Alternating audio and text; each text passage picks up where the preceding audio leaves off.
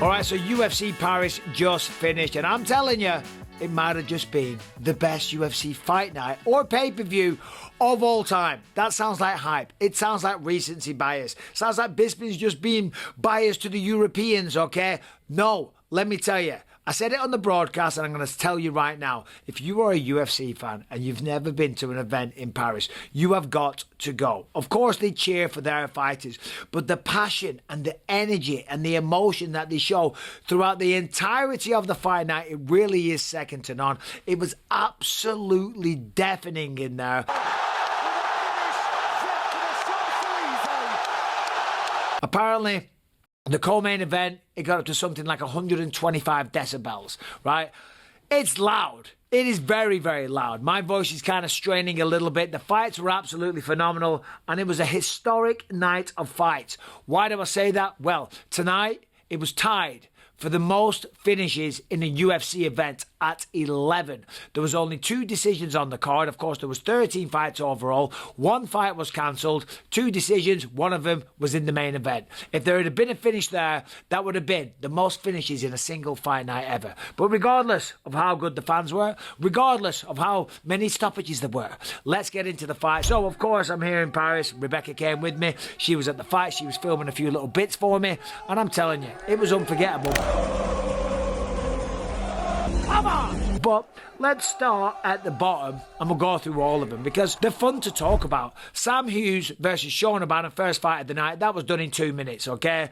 Sean O'Bannon gets taken down in round 1, gets taken down in round 2, and then choked out with a rear naked choke. Sam Hughes looked really, really good. Fair play to her. She's been around for a little while and she got a second finish in the UFC. Then we move on to apparently the least technical guy in the UFC. That's his words, Andreas Gustafsson, taking on Rinat Fakhretdinov. Now, Gustafsson, if you've seen him, he just walks forward, swinging wild punches to try and get the clinch. And then in the clinch, he uses dirty boxing and some knees and some elbows. And I actually thought that this was going to be a problematic matchup for him because Rinat Fakhretdinov, the man's got, what is he, 24-1 or something like that? I don't know what it is. His record's ridiculous. In fact, I can just look it up right now. I might as well do that so I can give you the accuracy. Yeah! 24-1. Should have stuck to my guns. Should have believed in myself more. And that's what Caio Borralho should have done in the main event. But we'll get to that in just a little bit. Yeah, so Rinat Fakhretdinov is a really good wrestler. So I thought that he would be the antidote to Andreas Gustafsson. And that's exactly what he was. But this time, he dropped him. He knocked him out. He finished him with straight shots. Finished him 54 seconds into the very first round. Yeah, Fakhretdinov, 24-1. What a record that is. Unbelievable. All right, moving on. Robert Burchak versus Brad Tavares. This one ended in the 3rd round. It's crazy because Brad Tavares was battered pillar to post. I love Brad. Brad Tavares is awesome. I'm a massive fan. He's a great person. What a career. He's been in the UFC for 15 years. That is insane. And he is tied with me for the most wins in the middleweight division. I had a few wins at light heavyweight as well, so, you know, technically got more. But whatever. Brad Tavares is the man. He almost got done in the first round, but he showed a lot of heart, somehow managed to survive. He got back to his feet, fought his way through to the 3rd round, but in the 3rd round, this new guy, Robert Burchak, keep an eye on this guy. Let me tell you, he's violent, he's powerful, and he's deadly. Anyway, he got the stoppage in the 3rd round, 1 minute 43. Moving on, Sam Patterson, 6'3", Trey Waters, 6'5", too tall, long, skinny, lanky, rangy, technical fighters, okay? I was very intrigued to see how this one will go down. Sam Patterson, once again, gets a first-round stoppage. That's 4 first-round stoppages in a row for Sam Patterson after getting absolutely, utterly destroyed in his UFC debut. Turns it all around. He's had stoppages, he's had knockouts, he's had submissions. The man is a true finisher, so fair play to him. But I tell you what, he's got some good power in his hands. Straight shot, wobbles Trey Waters, follows it up, sits him down. That was that. Of course, we're not even through the prelims yet. The stoppages are all going to keep on coming. Caio Fernandez just destroyed Harry Hardwick. And I don't say that lightly. Harry Hardwick, of course, young man from England, him and his brother, great fighters, Cage Warriors champion, took the fight on 5 days' notice. That takes a lot of balls, but Caio Fernandez is phenomenal. Trains at Nova União. Really, really nice, clean, polished striking. And he just butchered him with the calf kicks. The calf kicks were ridiculous. I'll tell you what, I've never seen anyone get finished with calf kicks and then have to leave the octagon in a wheelchair. That is what we saw tonight. Harry Hardwick will be back, and I wish him nothing but the best. It was always a tough matchup, going up against Caio Fernandez on 5 days' notice, so there's no shame there. UFC should give him another opportunity. I'm sure they will. Caio Fernandez, keep an eye on this guy. Last time I put a beat down on Guram Kutateladze. I'm telling you, that man is for real, kind of flying under the radar right now. All right, another guy that's not going to be flying under the radar for very long because the heavyweight division isn't the deepest is the newcomer, Ante Delija. He just beat Marcin Tybura in the very first round in 2 minutes and 3 seconds, and he got it all done with the hands. This man's 35 years old. He's got a tremendous amount of experience. He was supposed to sign with the UFC a while ago, but he was kind of caught in a contract dispute with PFL, so he couldn't do it. He knocks out Marcin Tybura in the very first round, and the man's just overcome with emotion. He was brought to tears because this is all he's ever wanted. He's arrived. He's training with Tom Aspinall.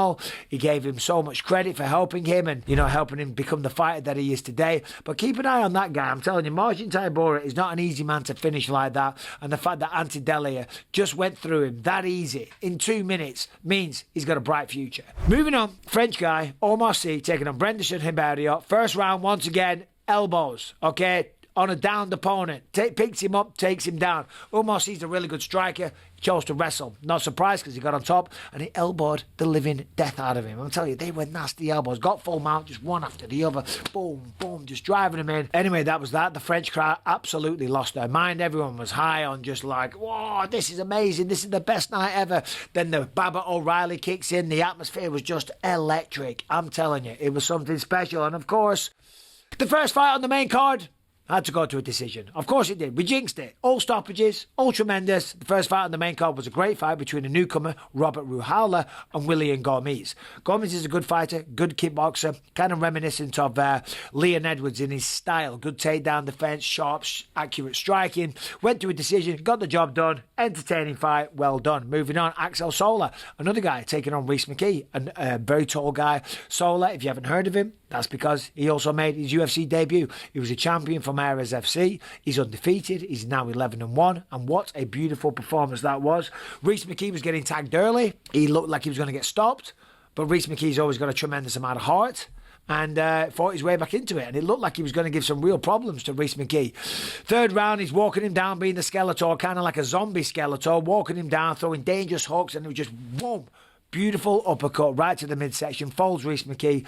Rhys goes down, he tries to grab a leg. I kind of feel for him because in the super slow-mo, he was trying to fight and he was trying to defend. So I guess the fight shouldn't have been stopped. However, from the ref's perspective, it didn't look good. So I don't have a problem with the stoppage, but I do feel for Rhys McKee. Anyway, Axel Sola, keep an eye on that name, man. 11-0, undefeated, and he's very, very good. All right, we saw retirement in the next fight. Paul Craig, the Bear Jew. Paul Craig, he got stopped.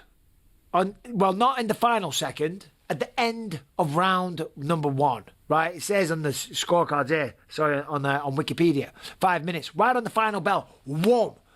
One of the biggest elbows you've ever seen anybody else land. Modestas Bukauskas going forward, throwing good shots, looking dangerous, but falling into the clinch against Paul Craig.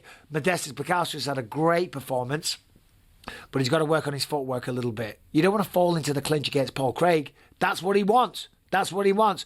Paul Craig pulls guard. Modestas Bukauskas starts unloading. Looks like the fight's almost over. And then as the bell goes, boom, huge elbow. Referee steps in, stops the fight. Paul Craig, sadly, not responding, kind of rolling around on the ground, dazed, confused, didn't know where he was. Mark Goddard steps in, stops the fight. Absolutely the right thing to do. Well done to Modestas Bukauskas. He's now won 6 out of his last 7 fights. He's on a 4-fight win streak. And Paul Craig retired and hung up the gloves. Guys, thank you so much for the memories. This is why I do this. Paul, congrats on everything, mate. You made a difference. You went out there. You did something that you will always be remembered for. You're the only man to have a win over Magomed Ankalaev. A lot of excitement in your fights. Not everyone becomes a champion, but you lived a great life and you should be absolutely proud of yourself. So, all the best, Paul. You're the man. I'm a big fan and keep in contact. All right, co-main event. This one shocked the world. Certainly shocked the fighting nerds. Maurizio Hufi, just confidence dripping out of him. Got shut down and finished in the second round by Benoît Saint Denis. And when he walked out there, that place went absolutely insane.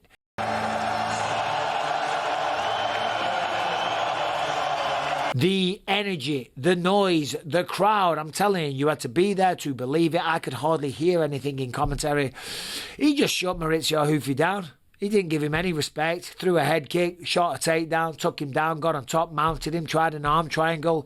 Hoofy gets up, he takes him back down, throws a head kick, throws a right hand, picks him up, puts him down, gets the mount, tries for an arm triangle, tries for a rear naked choke. Hoofy gets up, picks him up, puts him down, punches him in the face.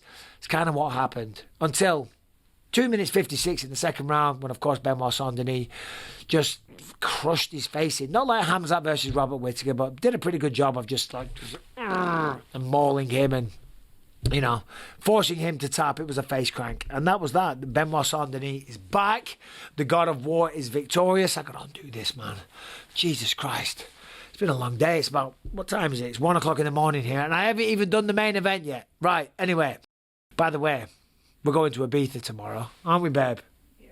We were going to Belgium, but we're going to Ibiza. Anyway, main event, number one contender matchup, Caio Borralho taking on the sniper Nassourdine Imavov. You already know what happened. Imavov got the job done. Borralho, which is crazy, Borralho didn't really do enough, in my humble opinion. I'm a big fan of Borralho. Great guy. Very, very good fighter. 16-fight win streak. 7-0 in the UFC. Clearly very, very good. But tonight, Imavov just looked ridiculous, man. He was so fast. The boxing was so crisp.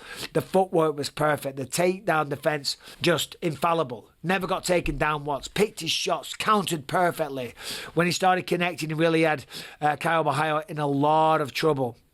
Borralho clearly was landing shots because for like the first 2/3 of the fight, on the unofficial striking numbers, Borralho was beating him, which I can't understand, to be honest, because when I was watching the fight, and granted, savvy jokes, I've only got one eye and all that shit, it looked like Imavov was landing way more shots, and way more significant shots that were doing real damage. And he was starting to wobble Borralho a little bit here and there. Borralho obviously wanted to take down. He kind of failed on that takedown. Then you got to go to plan B, and the plan B was to strike with him. And just Imavov tonight, he was so fast, man. He was so fast. And of course, he said on the microphone afterwards, "I'm next. I am next." It was a shutout. It was a 50-45, 49-46, 49-46. So a pretty convincing victory for Nassourdine Imavov. He just knocked out Israel Adesanya as well. Of course, he's going to be the next guy to go up against Hamzat Chimaev. So I'm very excited for that one. That should be a very interesting matchup. But you know what I'm more excited to do? Get out of this bloody suit. Take this damn tie off. And even though, I'll be honest, my alcohol intake has dropped significantly, I'm very excited to go downstairs and have a cheeky little beer. Anyway, if you're still watching, I hope you are. Thank you. Subscribe, ring the bell. Off to Ibiza tomorrow. Any suggestions, please, in the comment section. We'll do some members videos while we are there. Thank you for watching. Paris, you were awesome. Can't wait to come back next year. You guys, take care. Bye-bye.